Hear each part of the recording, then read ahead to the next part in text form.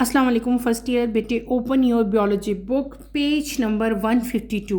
Page number 152 आप लोग open करें। फोटोसिंथेसिस का प्रोसेस हमने डिटेल से कंप्लीट कर लिया है, ठीक है। एक एक टॉपिक मैंने आपको वन बाय वन हम पढ़ते गए और उसे हमने कंप्लीट कर लिया। आज हम अपना नेक्स्ट टॉपिक स्टार्ट करेंगे। टॉपिक आपका है 5.2 सेलुलर रिस्पायरेशन।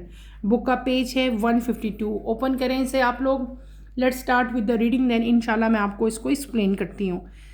टॉपिक हमने जो आज स्टार्ट करना है that is cellular respiration. Cellular respiration is the universal process by which organism break down complex carbon containing compound, for example glucose, to get usable energy. Cellular respiration can be summarized as glucose plus oxygen convert into carbon dioxide plus water plus energy. You can see that arrangement of atom in glucose has more stored energy, while there is much less energy in the arrangement of atom in carbon dioxide and water.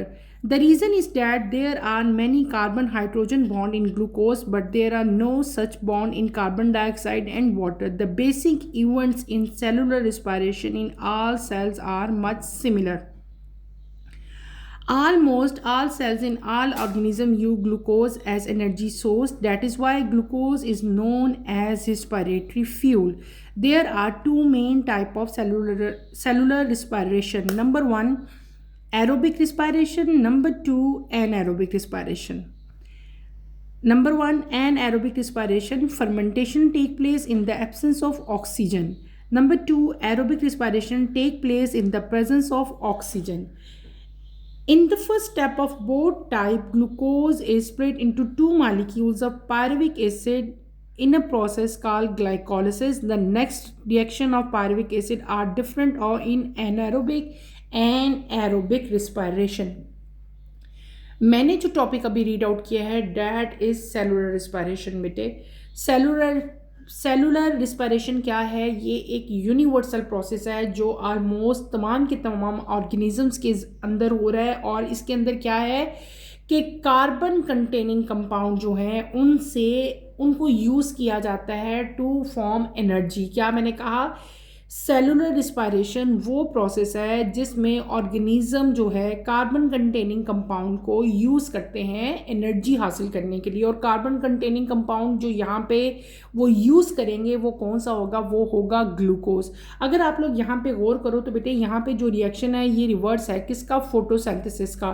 Photosynthesis में जो आपके product बने थे glucose बना था, साथ आपके oxygen release हुआ था। बिल्कुल जो वहाँ पे प्रोडक्ट थे वो यहाँ पे क्या हो गए? रिएक्टेंट हो गए।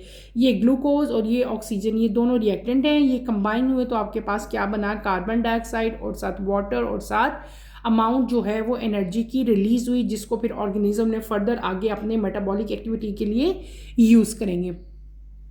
तो ये रिएक्शन क्या है? ये रिएक्शन है सेलुलर रिस्पायरेशन का, ठीक है। ग्लूकोज आपको पता है, ग्लूकोज की अरेंजमेंट आपको पता है। ग्लूकोज का जनरल फार्मूला क्या है? C6H12O6। ये है ग्लूकोज का जनरल फार्मूला, ठीक है। ग्लूकोज के अंदर स्टोर्ड एनर्जी जो है वो प्रेजेंट होती है, लेकिन यहाँ पे जो एनर्जी है उसकी जो अमाउंट आप लोग कह सकते हैं वो क्या है? लेस है, ठीक है। क्योंकि जो यहाँ पे अरेंजमेंट है एटम्स की, उनकी वजह से जो यहाँ पे बॉन्ड बन रहे हैं ग्लूकोज में, कार्बन और हाइड्रोजन बॉन्ड जो ग्लूकोज के अंदर होते हैं, उनकी वजह से यहाँ पे ऐसी बॉन्डिंग नहीं होती कि जब ये इनका ब्रेक डाउन हो, जब ऑर्गेनिज्म इनको यूज़ करें तो इनसे large amount of energy release हो। एनर्जी रिलीज़ ज़रूर हो रही है, लेकिन क्या है उसकी अमाउंट जो है वो बेटे लेस है, ठीक है। तो इन डैट केट एनर्जी जो है वो लेस अरेंज हो रही मतलब रिलीज़ हो रही है। अब आपका रीज़न भी आ सकता है कि यहाँ पे एनर्जी जो है वो कम क्यों रिलीज़ होती है, उसका रीज़न क्या है? तो आप लोग उसका क्या रीज़न बताओगे कि वहाँ पे जो ग्लूकोज के अंदर यानी कि C6H12O6 में जो कार्बन हाइड्रोजन बॉन्डिंग है बेटे, that is the main cause.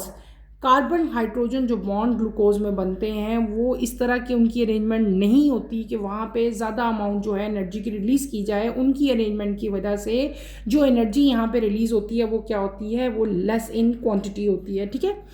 अच्छा, अब सेलुलर रिस्पायरेशन हम पढ़े हैं। सेलुलर रिस्पायरेशन तकरीबन तमाम ऑलमोस्ट हर तरह के सेल में जो है वो सिमिलर होती है और तमाम के तमाम ऑर्गेनिज्म जो है वो अपनी रिस्पायरेशन के लिए ग्लूकोज ही को as a energy source use करते हैं, ठीक है।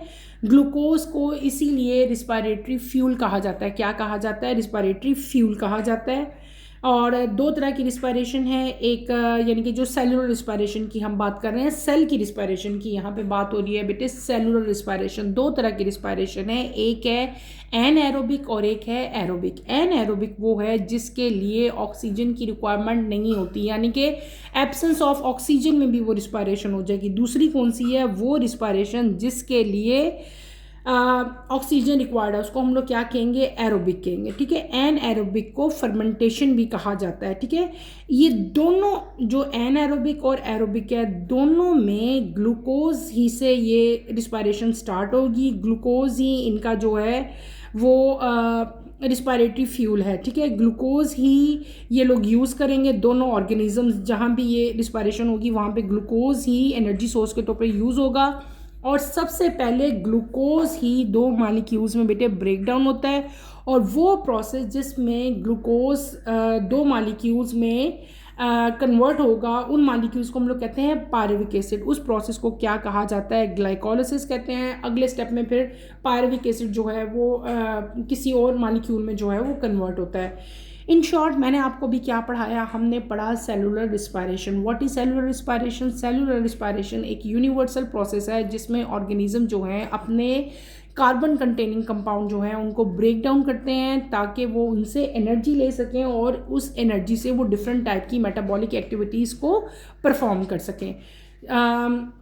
यहाँ पे जो कार्बन कंटेनिंग कंपाउंड जिससे वो अपनी एनर्जी ले रहे हैं वो कौन सा है? डैट इज़ ग्लूकोज, ठीक है। और सेलुलर रिस्पायरेशन की जो बेसिक जो उसकी इक्वेशन है वो कौन सी है? बिल्कुल रिवर्स ऑफ फोटोसिंथेसिस जो है वही है। फोटोसिंथेसिस में जो प्रोडक्ट यूज़ हो रहे थे वो यहाँ पे क्या हो रहा है? एज ए रिएक्टेंट यूज़ होंगे।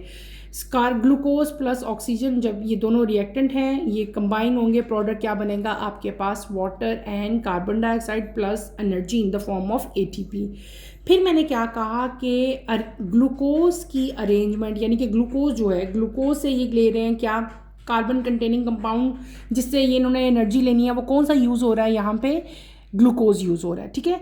ग्लूकोज के अंदर स्टोर एनर्जी जो है वो प्रेजेंट है, लेकिन ये स्टोर एनर्जी जो है ये लेस इन एनर्जी होती है एज़ कंपेयर टू जो हमें फोटोसिंथेसिस में एनर्जी मिल रही थी, वो लार्ज अमाउंट ऑफ एनर्जी थी। ये एनर्जी जो है इसकी अमाउंट जो है वो कम होती है। क्यों कम होती है? क्योंकि ग्लूकोज के अंदर जो बॉन्डिंग है कार्बन और हाइड्रोजन की वो इसको इफेक्ट करती है। उस बॉन्डिंग की वजह से लेस अमाउंट ऑफ एनर्जी जो है वो रिलीज़ होगी।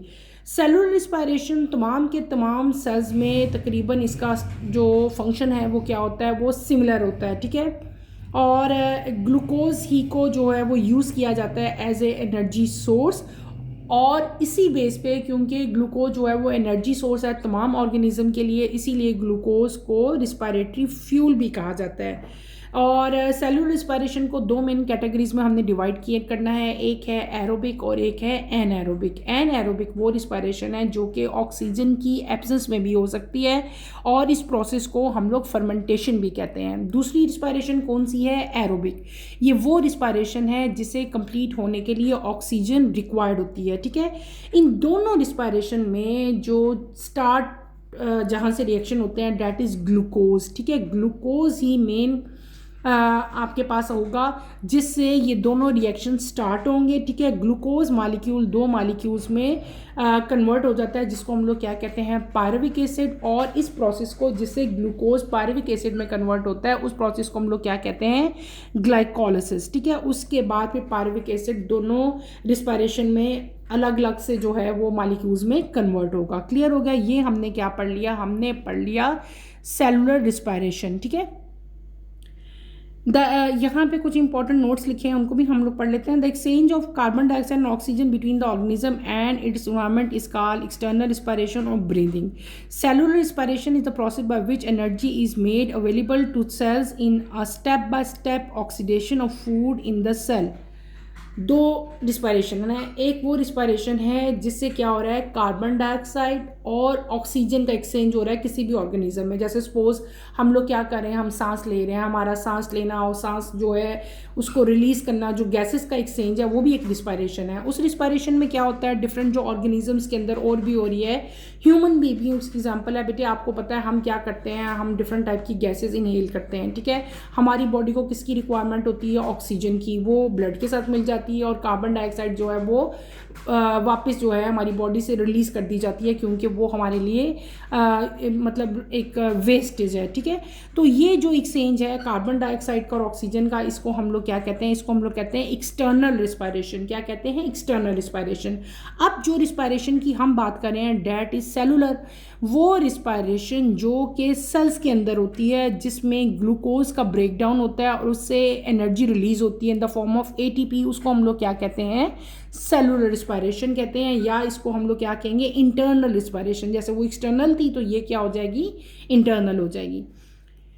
Many of the reactions that occur in your cell also occur in the cells of frog, mice, planaria, mushroom and radishes.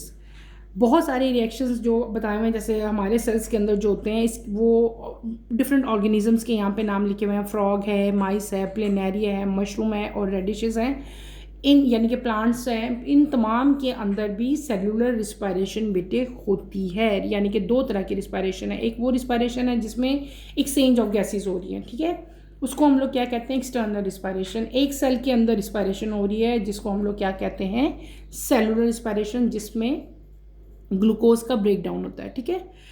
अब हम क्या पढ़ेंगे, हम आते हैं अपने नेक्स्ट टॉपिक की तरफ, that is an aerobic respiration. What is an aerobic respiration, मैंने आपको पहले बताया, वो रिस्पायरेशन जिसके लिए ऑक्सीजन की रिक्वायरमेंट कंपलसरी नहीं है, ठीक है। ऑक्सीजन के बगैर भी ये रिस्पायरेशन हो सकती है। इस तरह की रिस्पायरेशन को हम लोग क्या कहते हैं, एनएरोबिक रिस्पायरेशन कहते हैं, या उसको फर्मेंटेशन भी कहा जाता है। अब हमने क्या पढ़ना है, इसका मैकेनिज्म पढ़ना है। Anaerobic respiration happen in many microorganisms and in some cell of higher plant. It also happen in the muscle cells of vertebrate. In anaerobic respiration, glucose is not completely oxidized. This type of respiration yield relatively small amount of energy from glucose molecule. As a result of anaerobic respiration, a glucose molecule yields only 2 ATP. Only about 2% of the energy present in glucose. The energy in 2 ATP is equivalent to 14.6 kilocalories. Anaerobic respiration consists of glycolysis followed by the reduction of pyruvic acid by NADH to either lactic acid or alcohol and carbon dioxide. It may again be classified as alcoholic fermentation and lactic acid fermentation.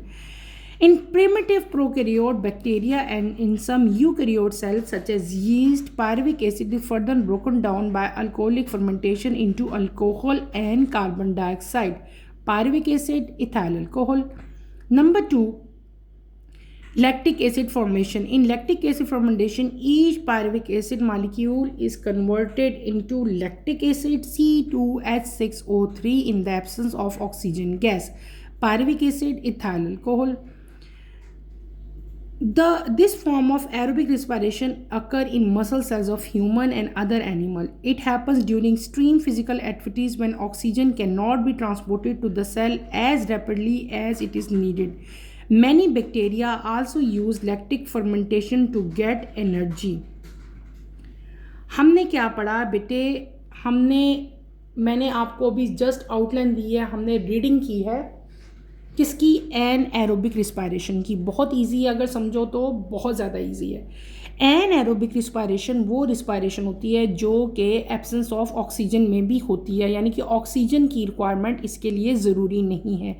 N aerobic respiration बहुत सारे micro organism में होती है। इसके अलावा कुछ higher plants के जो सेल हैं उनके अंदर भी एन एरोबिक रिस्पायरेशन होती है, और वर्टिब्रेट्स के अंदर, जिस तरह हम लोग भी हैं, ह्यूमंस बीइंग भी हैं, हमारे मसल सेल्स के अंदर ये एन एरोबिक रिस्पायरेशन होती है। एन एरोबिक रिस्पायरेशन में क्या होता है कि ग्लूकोज कन्वर्ट हो रहा है ना, उससे एनर्जी ली जाएगी, तो ग्लूकोज जो है वो कम्प्लीटली यहाँ पे ऑक्सीडाइज नहीं होगा। क्या होगा? ग्लूकोज कम्प्लीटली ऑक्सीडाइज नहीं होगा। इस तरह की रिस्पायरेशन जो है वो स्मॉल अमाउंट ऑफ ग्लूकोज, इसमें क्या होता है कि क्योंकि ग्लूकोज की कम्प्लीटली ऑक्सीडेशन नहीं होती, इसलिए स्मॉल अमाउंट ऑफ एनर्जी जो है वो ग्लूकोज मॉलिक्यूल से मिलती है। और यहाँ पे जो मैंने आपको बताया कि ग्लूकोज की कंप्लीट ऑक्सीडेशन नहीं हुई, इसका मतलब है कि जो अमाउंट ऑफ एनर्जी यहाँ पे रिलीज़ होगी वो क्या होगी? वो कम होगी, ठीक है। उसकी जो परसेंटेज है वो बहुत कम होती है।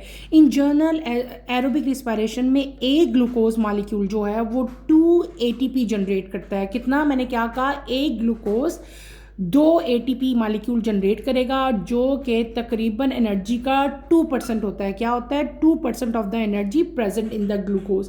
पूरे ग्लूकोज में जितनी एनर्जी है ना, उसका 2% वो क्या कर रहे हैं? कन्वर्ट कर रहे हैं किस में? ATP में। 2% जो है ATP आपको मिल रहा है, 2 मॉलिक्यूल मिल रहे हैं। और ये एनर्जी जो है ये किसके इक्वल होती है? It is equal to 14.6 kilo calories, ठीक है।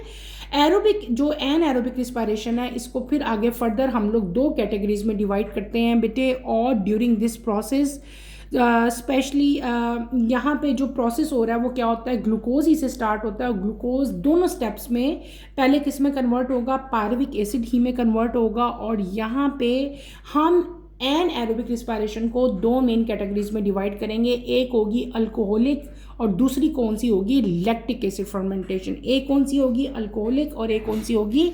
Lactic acid. मैं दोबारा आपको बताऊंगी भी और साथ में आपको रिटन फॉर्म में इसको एक्सप्लेन करूंगी ताकि आपको अच्छी तरह से समझ आए। हमने क्या पढ़ लिया बेटे? हम पढ़े हैं anaerobic respiration. Anaerobic respiration में मैंने आपको भी क्या बताया था? इसको हम फर्मेंटेशन भी कहते हैं। ये वो रिस्पायरेशन है जो कि in the absence of oxygen होगी। क्या होगा? In the absence of oxygen ये रिस्पायरेशन होगी, और इसको फर्मेंटेशन भी कहा जाता है, ठीक है। एन एरोबिक रिस्पायरेशन जो है ये बहुत सारे माइक्रो ऑर्गेनिजम्स के अंदर होती है और कुछ हायर प्लांट्स हैं उनके सेल के अंदर भी होती है। इसके अलावा वर्टिब्रेट्स में ये कहाँ होती है? ये हो रही है मस्कुलर सेल्स के अंदर। क्लियर हो गया? अच्छा, फिर मैंने क्या बताया कि ये जो एन एरोबिक रिस्पायरेशन है, यहाँ पे क्या होगा कि ग्लूकोज जो है उसकी रिडक्शन होती है, लेकिन ग्लूकोज जो है कम्प्लीटली ऑक्सीडाइज नहीं होगा यहाँ पे, और ग्लूकोज से स्मॉल अमाउंट ऑफ ATP यानी कि एनर्जी जो है रिलीज होती है। अगर ग्लूकोज का आपके पास एक मॉलिक्यूल है तो एक मॉलिक्यूल से 2 मॉलिक्यूल हमारे पास ATP के जनरेट होंगे, जो कि 2% होते हैं टोटल एनर्जी का जो ग्लूकोज में प्रेजेंट है। और ये एनर्जी यानी कि जो मैंने आपको क्या कहा, एक मॉलिक्यूल से 2 ATP के मॉलिक्यूल बनेंगे, तो 2 ATP के मॉलिक्यूल की जो एनर्जी है वो किसके इक्वल होती है? 14.6 किलो कैलोरीज के। फिर हमने क्या कहा? मैंने आपको कहा कि हम एन एरोबिक रिस्पायरेशन को अगेन 2 कैटेगरीज में डिवाइड करते हैं। अब आप लोग यहाँ पे देखो, 2 कैटेगरीज में मैंने क्या कहा? 2 टाइप्स में डिवाइड करते हैं। नंबर 1 ए पे हम क्या लिखेंगे? Alcoholic fermentation.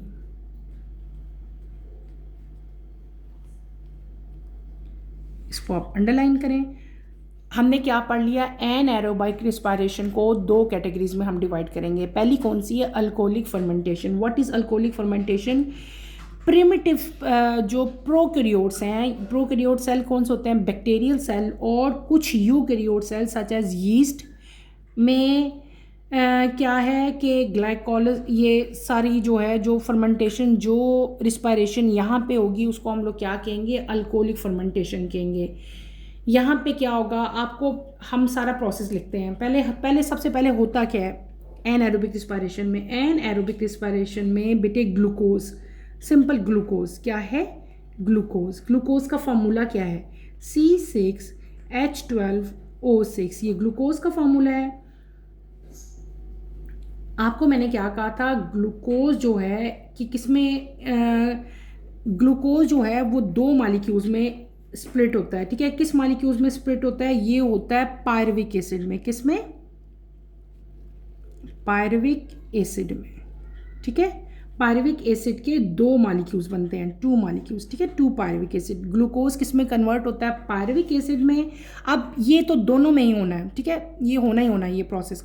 अब ये पायरुविक एसिड के अंदर एक प्रोसेस होगा जिस प्रोसेस को हम लोग क्या कहेंगे? अल्कोहलिक फर्मेंटेशन कहेंगे। अल्कोहलिक फर्मेंटेशन जब होती है, यहाँ पे क्या होगी? अल्कोहलिक फर्मेंटेशन, ठीक है, ये मैंने वैसे ही लिखा शॉर्ट फॉर्म में। यहाँ पे अल्कोहलिक फर्मेंटेशन होगी, ठीक है। और ये पायरुविक एसिड का फार्मूला क्या होता है बेटे? पायरुविक एसिड का फार्मूला होता है C3H4O3। ये पायरुविक एसिड का फार्मूला, 2 मॉलिक्यूल बनेंगे इसके, ठीक है। अब यहाँ पे जो प्रोसेस होगा वो कौन सा होगा? अल्कोहलिक फर्मेंटेशन होगी, और ये पायरुविक एसिड कन्वर्ट हो जाएगा किस में? ये कन्वर्ट हो जाएगा इथेनॉल में। किस में? इथेनॉल में। इथेनॉल के 2 मॉलिक्यूल्स, हम उसको क्या लेते हैं? इथेनॉल। इथेनॉल में कन्वर्ट होगा और 2 मॉलिक्यूल इथेनॉल के बनेंगे, और यहाँ पे फॉर्मूला इथेनॉल का क्या होगा? C3H6O3, ठीक है। ये हमारे पास क्या आ जाएगा? इसका जनरल फॉर्मूला आ जाएगा। अल्कोहलिक फर्मेंटेशन में मैंने आपको क्या बता दिया? ग्लूकोज हुआ। ग्लूकोज किस में कन्वर्ट हुआ? 2 पायरुविक एसिड में। पायरुविक एसिड का फार्मूला भी लिख दिया। उसके बाद यहाँ पे जो रिएक्शन होगा that is known as alcoholic fermentation, और ये पायरुविक एसिड जो है ये 2 मॉलिक्यूल बने थे इसके, ये दोनों मॉलिक्यूल्स अब किस में कन्वर्ट हो गए? ये कन्वर्ट हो गए इथेनॉल में। किस में कन्वर्ट हुए बेटे? इथेनॉल में। अल्कोहलिक फर्मेंटेशन का ये जो प्रोसेस मैंने लिखा है, ये प्रोसेस कहाँ होता है? बैक्टीरिया में। कुछ यूकैरियोट जैसे कि यीस्ट है उसमें कन्वर्ट होता है, और पायरुविक एसिड कन्वर्ट होगी किस में? यहाँ पे प्रोसेस हुआ अल्कोहलिक फर्मेंटेशन, आपके पास इथेनॉल बना, और साथ आपके पास बेटे कार्बन डाइऑक्साइड, ठीक है, और साथ आपके पास क्या आ जाएगा? यहाँ पे ATP भी रिलीज होगी। अच्छा, अब ये पूरा रिएक्शन ओवरऑल रिएक्शन है, लेकिन इस रिएक्शन के दौरान क्या क्या स्टेप्स हुए हैं? यहाँ पे क्या होता है? ग्लाइकोलिसिस। यहाँ पे जो प्रोसेस हो रहा है ना, इस प्रोसेस को हम लोग क्या कहते हैं? ग्लाइकोलिसिस कहते हैं, ग्लाइकोलिसिस, ठीक है। ग्लूकोज का पायरुविक एसिड में जो कन्वर्ट होना है उस प्रोसेस को हम लोग क्या कहते हैं? ग्लाइकोलिसिस कहते हैं। ग्लाइकोलिसिस मैं नीचे लिख के बताती हूँ। हमने क्या पढ़ा? ग्लाइकोलिसिस, ग्लाइकोलिसिस, ठीक है। वो प्रोसेस जिसे ग्लूकोज पायरुविक एसिड में कन्वर्ट हो रहा है उसको हम लोग क्या कहते हैं? ग्लाइकोलिसिस। ग्लाइकोलिसिस के दौरान 2 मेन फंक्शंस होंगे, ये आपने याद रखने। मैं उधर नहीं लिख रही, मैं नीचे लिख के आपको बता रही हूँ। यहाँ पे 2 इंपॉर्टेंट फंक्शंस होंगे। कौन कौन से?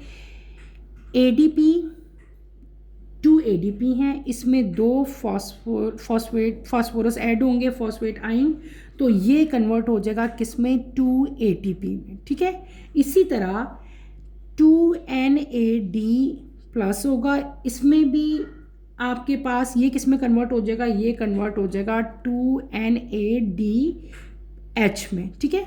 ये प्रोसेस दोनों कहाँ हुए थे? ये प्रोसेस इस जगह पे हुए थे, लेकिन मैंने आपको यहाँ पे ज़रा इनलार्ज करके बताया। अब ये आपके जो स्क्रीन पे नज़र आ रही है ये फर्मेंटेशन है। कौन सी फर्मेंटेशन? अल्कोहलिक फर्मेंटेशन हुई। क्या हुआ? ग्लूकोज कन्वर्ट हुआ पायरुविक एसिड में by the process of glycolysis. Pyruvic acid में क्या हुआ? अल्कोहलिक फर्मेंटेशन हुई, और ये कन्वर्ट हो गया इथेनॉल और कार्बन डाइऑक्साइड में, ठीक है। क्लियर हो गया? ये किस में कन्वर्ट हो गया? हमने बता दिया इथेनॉल और कार्बन डाइऑक्साइड में आपके पास कन्वर्ट होकर ये चीज़ आ गई, ठीक है। ये हमने क्या पढ़ लिया बेटे? ये हमने रिएक्शन पढ़ लिया। टोटल जो हमारा क्या था कि जो हमारी अल्कोहलिक फर्मेंटेशन हुई थी वो कैसे हुई थी, ये सारी की सारी मैंने आपको बता दी, ठीक है। क्लियर है? अब आपको इसमें तो कोई कन्फ्यूजन नहीं है, ठीक है। अब हम क्या करेंगे? हम अब अगली टाइप पढ़ेंगे। एनएरोबिक को हम 2 मेन कैटेगरीज में डिवाइड करते थे, अब हम पढ़ेंगे बी क्या है? Lactic acid. लैक्टिक एसिड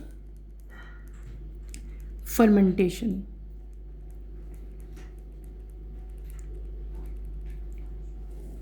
अच्छा, लैक्टिक एसिड हो चाहे अल्कोहलिक हो, दोनों का जो स्टार्ट है वो ग्लूकोज ही से होगा। दोनों का जो रिएक्शन का स्टार्ट है वो कहाँ से होगा? ग्लूकोज ही से होगा। यहाँ पे भी क्या होगा?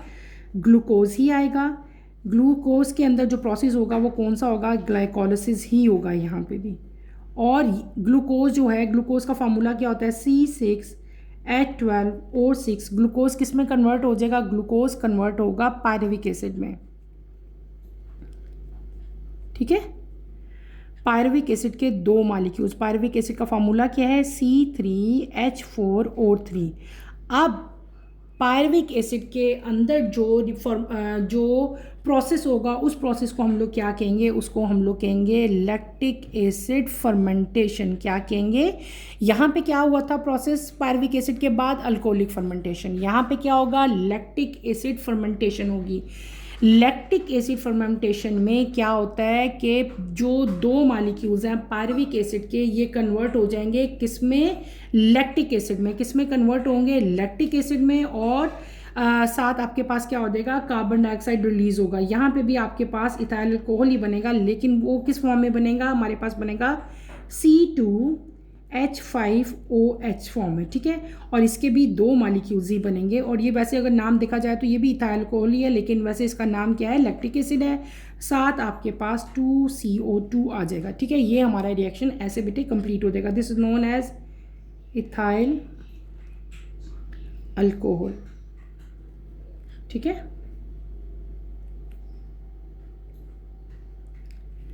और यहाँ पे जो चीज़ हमारे पास आई है वो क्या चीज़ आ जाएगी, लैक्टिक एसिड आई है, ठीक है। क्लियर हो गया। प्रोसेस वैसे स्टार्ट हुआ, ग्लाइकोलाइसिस का प्रोसेस हुआ, किस में कन्वर्ट हो गया, पायरविक एसिड। पायरविक एसिड के अंदर क्या हुई, लैक्टिक एसिड फॉर्मेंटेशन हुई और ये कन्वर्ट हो गया दो लैक्टिक एसिड में, ठीक है। ये मैंने फार्मूला लिख के बता दिया। अब यहाँ पे भी ये भी जब ग्लाइकोलाइसिस का प्रोसेस हुआ था तो यहाँ पे भी सेम यही प्रोसेस हुआ है, ठीक है। दो ADP उसके अंदर जब हमने फॉस्फेट आयन हम ऐड करते हैं, आपको पता है ना, AMP में 2 करें तो वो ADP में कन्वर्ट होता है, ADP में 2 मैं ऐड करूँ तो वो किस में कन्वर्ट होंगे, ATP में। इसी तरह NAD जो है वो कन्वर्ट हो जाएगा NADH में। यहाँ पे सेम यही प्रोसेस होना है इस ग्लाइकोलाइसिस में। ग्लाइकोलाइसिस के अंदर यही प्रोसेस होता है। उसके बाद जब लैक्टिक एसिड फॉर्मेशन यहाँ पे हुई है, लैक्टिक एसिड फॉर्मेशन के दौरान यहाँ पे क्या होता है बेटे, यहाँ पे आपने याद रखना है, यहाँ पे क्या फिनोमेना होगा कि जो दो NADH हैं इसके अंदर 2 हाइड्रोजन यहाँ से रिलीज़ होंगे और ये क्या बन जाएगा, 2NAD+ बन जाएगा। ये आपने याद रखना है। यही जो लैक्टिक एसिड फॉर्मेशन के दरमियान में इधर हुआ है वही यहाँ पे भी हुआ था, अल्कोहल फर्मेंटेशन में भी। यहाँ पे भी आपने इसी को मेंशन करना है, NADH+2 हाइड्रोजन आयन। तो ये किस में कन्वर्ट हो जाएंगे, आपके पास NAD+ में। दोनों की रिएक्शन सेम ही है, ऑलमोस्ट सेम है, बस क्या है एंड प्रोडक्ट दोनों में डिफरेंट आ जाएंगे, ठीक है। यहाँ पे इथेनॉल आएगा और यहाँ पे क्या आएगा, 2 लैक्टिक एसिड आएंगे। ये इनका मेन डिफरेंस है। और ये क्या चीज़ है, ये है लैक्टिक एसिड फॉर्मेशन है, ठीक है। और ये जो फॉर्म थी हमने पढ़ी एनाएरोबिक रिस्पायरेशन, ये मस्कुलर सेल जो हमारे मसल्स हैं ना ह्यूमन बीइंग के, इंसानों के जो मसल सेल्स हैं और दूसरे एनिमल्स के जो मस्कुलर सेल्स हैं, वहाँ पे भी ये एनाएरोबिक रिस्पायरेशन होती है ड्यूरिंग जब हम कोई फिजिकल एक्टिविटी करते हैं बेटे। जब कोई एक्सरसाइज हम लोग कर रहे होते हैं, स्पेशली अगर आप लोग रनिंग कर रहे हो, कोई भी फिजिकल एक्टिविटी आप लोग कर रहे हो, तो क्या होता है कि ऑक्सीजन की डिमांड जो है वो क्या हो जाती है, ज़्यादा हो जाती है, ठीक है। और ऑक्सीजन जो है वो क्योंकि उसकी डिमांड ज़्यादा हो जाती है जब आप लोग कोई फिजिकल एक्टिविटी करें, जब कोई भी फिजिकल एक्टिविटी है, कोई हार्ड वर्क हो सकता है, एक्सरसाइज हो सकती है, रनिंग हो सकती है, तब क्या हो जाता है आपकी बॉडी में ऑक्सीजन की डिमांड क्या हो जाती है, इंक्रीज़ हो जाती है। और ऑक्सीजन जो है वो सेल को इतनी तेज़ी से नहीं मिल रहा होता, ठीक है, जितनी उसकी नीड होती है। तो वहाँ पे जो ऑक्सीजन आएगा वो इस प्रोसेस से ऑक्सीजन जो है आपकी बॉडी को दिया जाएगा, आपकी बॉडी को एनर्जी जो है वो इस प्रोसेस से फिर मिलती है सेल्स को, ठीक है। तो बहुत सारे बैक्टीरिया जो है उसके अंदर भी लैक्टिक एसिड जो है वो यूज़ किया जाता है टू गेट एनर्जी। और ह्यूमन बीइंग के केस में भी जब हम एक्सट्रीम फिजिकल एक्टिविटी करते हैं, जब हमारी बॉडी को ऑक्सीजन की ज़्यादा डिमांड होती है, देन भी हमारे पास एनाएरोबिक रिस्पायरेशन ही जो है हमारे मसल सेल्स के अंदर प्रोसेस होता है और उसी से हमें जो है ऑक्सीजन बेटे हमारी डिमांड जो ऑक्सीजन की है, जो मसल सेल्स की है, वो पूरी की जाती है। तो आज के टॉपिक में हमने क्या पढ़ लिया बेटे, हमने क्या पढ़ा, हमने मेन चीज़ पढ़ी सेलुलर रिस्पायरेशन। सेलुलर रिस्पायरेशन में मैंने आप लोगों को क्या पढ़ाया है, ये वो रिस्पायरेशन है जिसमें सिंपली ग्लूकोज जो है वो ब्रेक डाउन होता है। ग्लूकोज का ब्रेक डाउन कैसे, यानी कि ऑपोजिट रिएक्शन है बिल्कुल फोटोसिंथेसिस का, glucose plus oxygen, carbon dioxide और वाटर, ठीक है। और यहाँ पे जो प्रोडक्ट यूज़ हो रहा होता है वो कौन सा होता है, ग्लूकोज। और ग्लूकोज को रिस्पायरेटरी फ्यूल भी इसीलिए कहते हैं। इस तरह की रिस्पायरेशन को दो मेन कैटेगरीज में हम डिवाइड करते हैं, एक है एरोबिक और एक कौन सी है, एनएरोबिक। एनएरोबिक वो थी जिसमें एब्सेंस ऑफ ऑक्सीजन में जो है हो जाती है, ठीक है।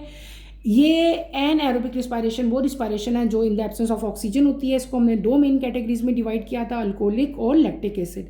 सबसे पहले क्या होता है बेटे, ग्लूकोज मालिक्यूल जो है ये दो मालिक्यूल्स में ब्रेक डाउन होता है इसका, और उस प्रोसेस को जिसमें ग्लूकोज दो मालिक्यूल्स में कन्वर्ट होता है उसको हम लोग क्या कहते हैं, ग्लाइकोलिसिस कहते हैं। और नेक्स्ट रिएक्शन में क्या होता है, पायरुविक एसिड जो है वो डिफरेंट और मालिक्यूल्स में जो है वो कन्वर्ट हो जाता है। During alcoholic fermentation pyruvic acid convert होता है इथेनॉल, या इसको हम लोग इथाइल अल्कोहल भी इथेनॉल में कन्वर्ट होता है। और ग्लाइकोलिसिस के दौरान ये प्रोसेस भी होता है जो मैंने आपको डिटेल से पढ़ाया था। दूसरा था lactic acid fermentation. Lactic acid fermentation में भी स्टार्ट यही होगा, ग्लूकोज ग्लाइकोलिसिस के प्रोसेस से दो मालिक्यूल्स किसके, पायरुविक एसिड में कन्वर्ट होगा, फिर आगे लैक्टिक एसिड फॉर्मेशन होगी, और लैक्टिक एसिड फॉर्मेशन के बाद ये किस में कन्वर्ट हो जाएगा, दो लैक्टिक एसिड में ये कन्वर्ट हो जाएगा। ये हमने क्या पढ़ लिया, ये हमने पूरा का पूरा फिनोमेना पढ़ लिया किसका, एनएरोबिक रिस्पायरेशन का। टाइम काफ़ी ज़्यादा हो गया, टॉपिक अभी मेरा ख़त्म नहीं हुआ था बेटे। तो ये जो आप हमने दो चीज़ें पढ़ी ना, अल्कोहलिक फर्मेंटेशन और लैक्टिक फर्मेंटेशन, बेटे इन दोनों की फ्लो शीट डायग्राम बना के मैं आपको दोनों की सेपरेट सेपरेट दिखाऊंगी ताकि आपको फर्दर क्लियर हो जाए कि इन दोनों में डिफरेंस क्या था, ठीक है। तो इंशाल्लाह नेक्स्ट लेक्चर में भी इसी को मैं कंटिन्यू करूँगी। आज के लिए इतना ही काफ़ी है, बस आपने सिर्फ और सिर्फ ये रिएक्शंस को अच्छी तरह से करना है। अगर इनमें कोई प्रॉब्लम होती है, कोई डिफ़िकल्टी होती है तो feel free to ask any question. यहीं पर अपना टॉपिक मैं ख़त्म करूँगी इंशाल्लाह। नेक्स्ट लेक्चर में आपसे दोबारा मुलाकात होगी। टिल देन अल्लाह हाफिज़ फर्स्ट ईयर, टेक केयर बेटे, अपना ख्याल रखिएगा।